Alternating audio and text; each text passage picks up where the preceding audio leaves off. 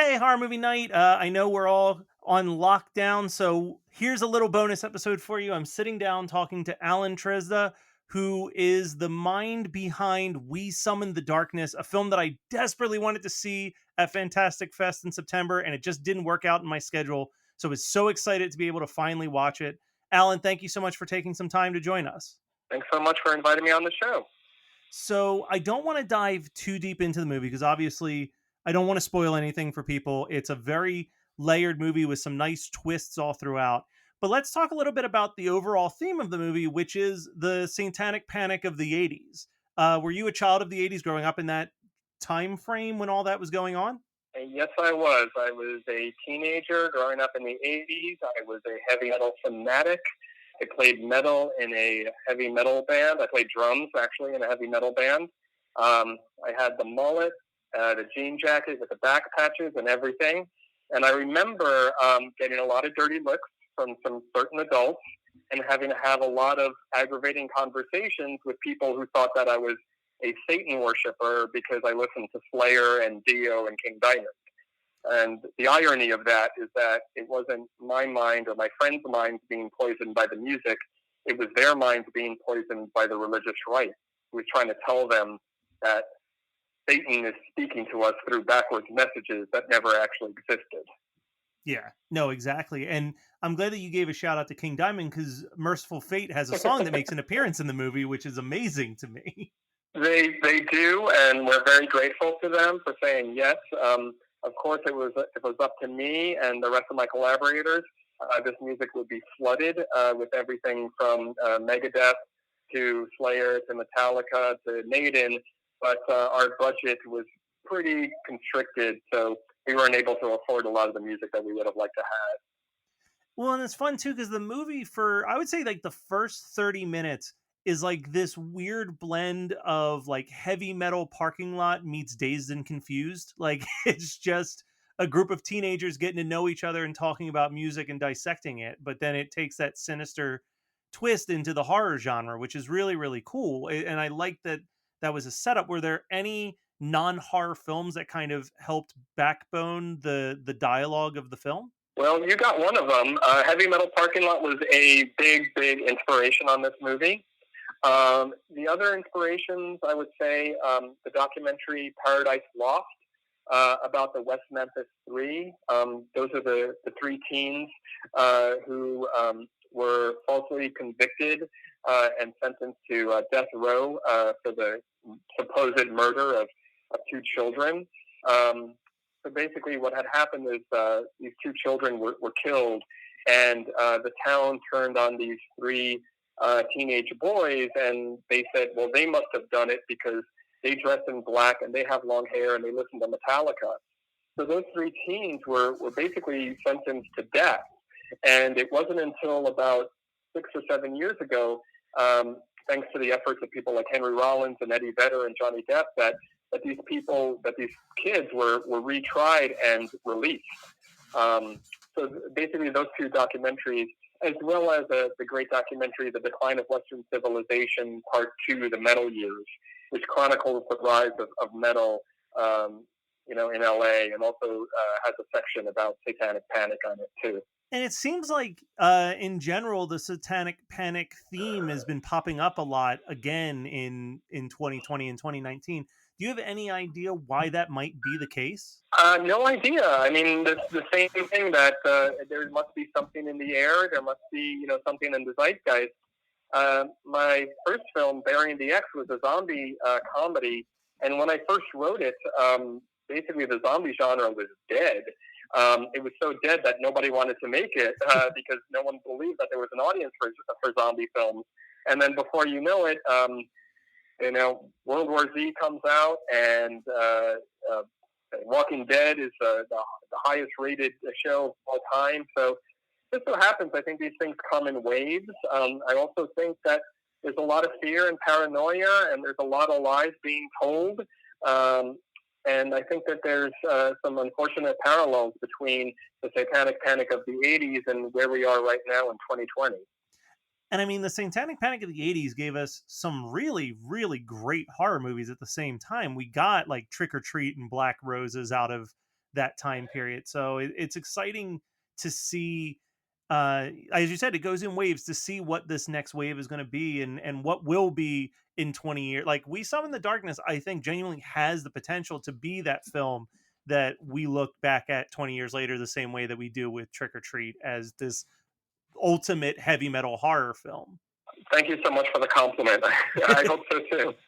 I mean, I really do believe it. I think that it's going to tap into a lot of that angle. And then I need to talk to you about, how did you get Johnny Knoxville attached to this? I was very surprised to see him show up.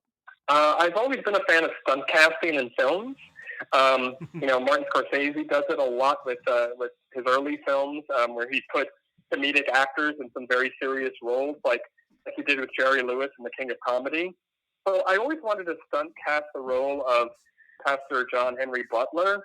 And it was because of the great efforts of our producers, Christian Armagida, Kyle Tequila, and Jared Einstein, that we were able to actually put an offer out to Johnny.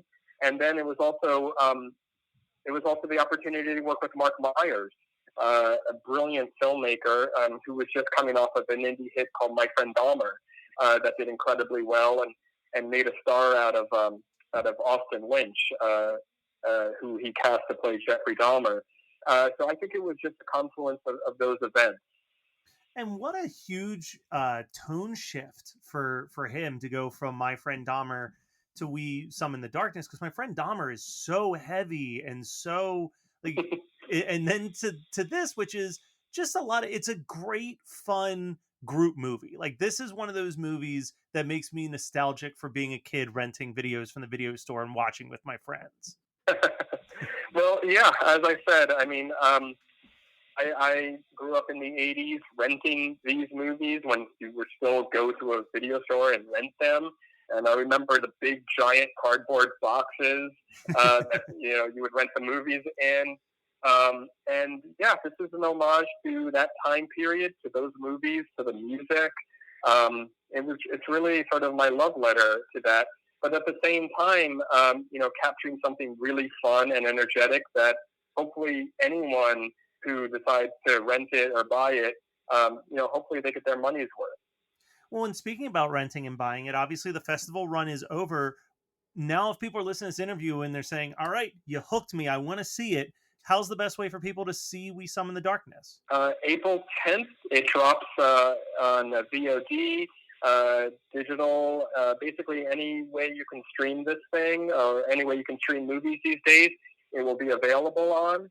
And I hope people, back, relax, maybe crack open a 6-pack or a 12-pack and just have a wild time. And hopefully it lets them forget about everything else that's going on for a while.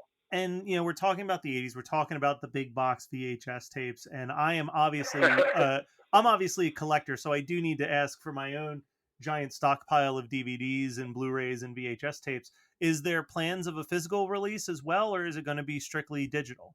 Well, we were going to have a theatrical run, but because of the horrible pandemic that we're experiencing, it's going to be, dropped on VOD and digital. But I do believe you'll be able to purchase Blu-rays and DVDs as well. The poster is coming out really, really soon. I can't wait for everyone to see it. It looks like a Dio album cover. It's awesome. That's so amazing. I love it.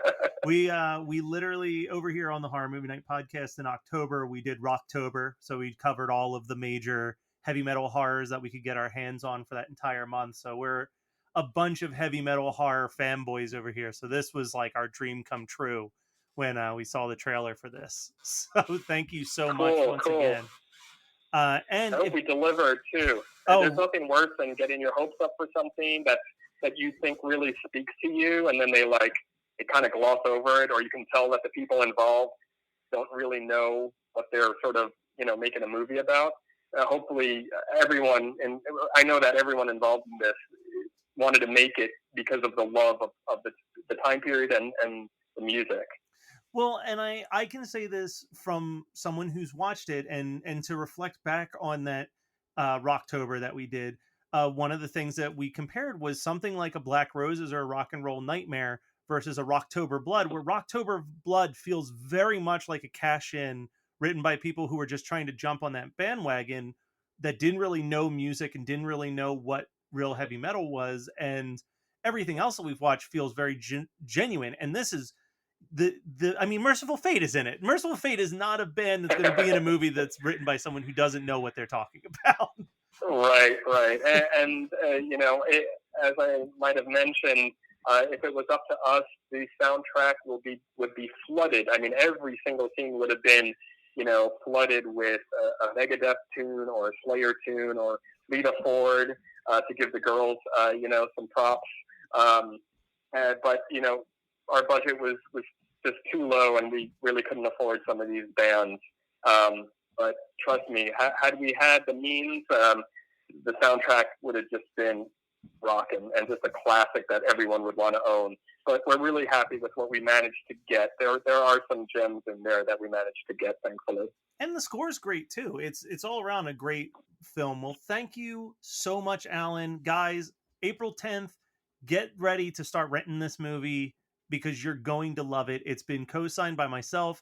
I sent it to Scott since he's the true metalhead of the podcast. He co-signs it as well as the heavy metal experience that you're all waiting for. So thank you once again, Alan, for joining us and telling us about this movie. Thanks, everyone. Rock on. You're listening to the Geekscape Network.